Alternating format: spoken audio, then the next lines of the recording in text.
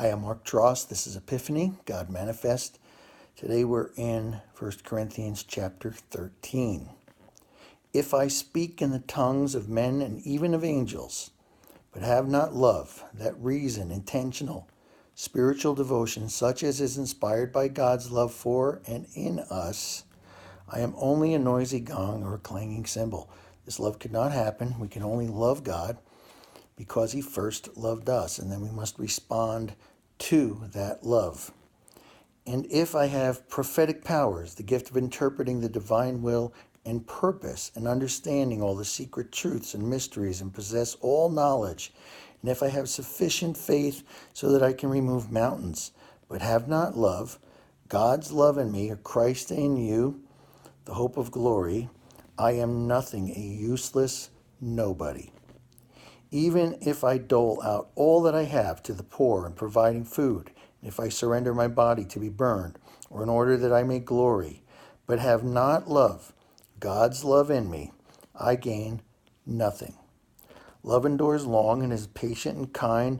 Love never is envious, nor boils over with jealousy, is not boastful or vainglorious, does not display itself haughtily. It is not conceited, arrogant, inflated with pride. It is not rude, unmannerly, and does not act unbecomingly.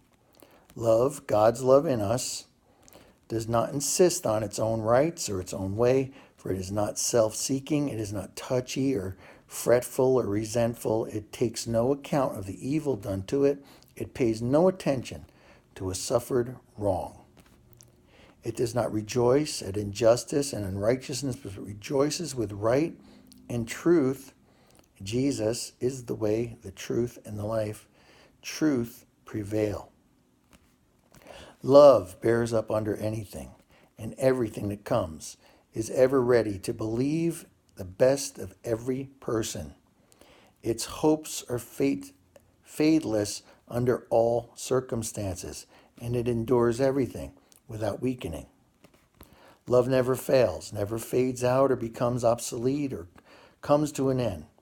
It's eternal.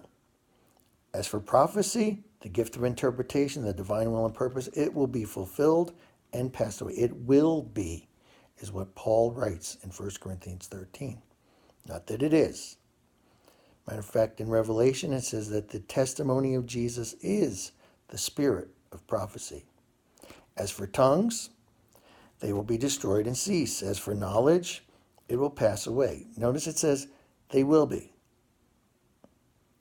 It will lose its value and be superseded by truth. For our knowledge is fragmentary, incomplete, and imperfect, and our prophecy, our teaching, is fragmentary, incomplete, and imperfect. But when the complete and perfect total comes, the incomplete and imperfect will vanish away, become antiquated, void, and superseded when he comes again. When I was a child, I talked like a child, I thought like a child, I reasoned like a child.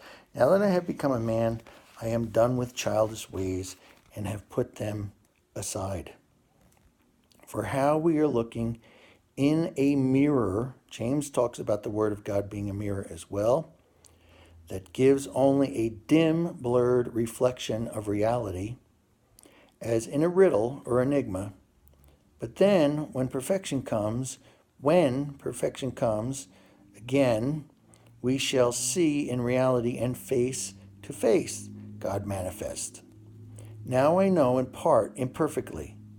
But when I shall know and understand fully and clearly, even in the same manner as I have been fully and clearly known and understood by God, and so faith, hope, love abide, faith, conviction, and belief, respecting man's relation to God and divine things, hope, joyful and confident expectation of eternal salvation.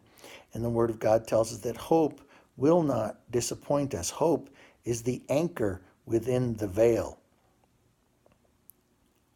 Love, true affection for God and man, growing out of God's love for and in us. These three, but the greatest of these is love. Why? Because God is love. Next time we'll be in 2 Corinthians.